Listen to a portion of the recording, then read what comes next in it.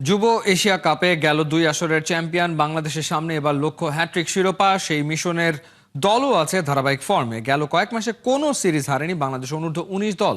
যুব Asia cup খেলতে বুধবার দেশ ছাড়বে আজিজুল হাকিম তামিমের দল। তার আগে মঙ্গলবার আনুষ্ঠানিক ফটো সেশন শেষে নিজেদের স্বপ্নের কথা জানিয়েছেন ক্যাপ্টেন আজিজুল হাকিম তামিম।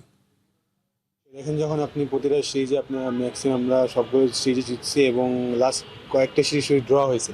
তো আমরা এখন একটা সিরিজে হারিনি, তো আমাদের বিশ্বাস আছে যে আমরা ভালো কিছু করবো।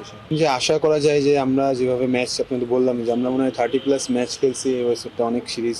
সো আমাদের প্লেয়ারের সবার একটা এক্সপিরিয়েন্স এবং ইভেন কি যারা আগের ওয়ার্ল্ড কাপে দুজন আসছে, যেমন মনে হচ্ছে জীবন। সো ইনশাল্লাহ দেখা যাক, আল্লাহ ভরসা বাকিটা। তো দেখেন যে গত শুধু আফগানিস্তান সিরিজ না, গত ইংল্যান্ড সাউথ আফ্রিকা থেকে আমার অ্যাভারেজ ছিল 30-40 এমন রান হচ্ছিল।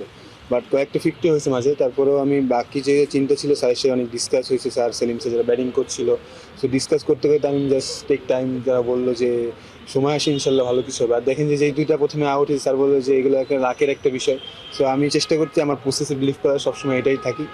ইনশাল্লাহ দিন শেষে ওইটাই বিশ্বাসের ফলটা আসছে।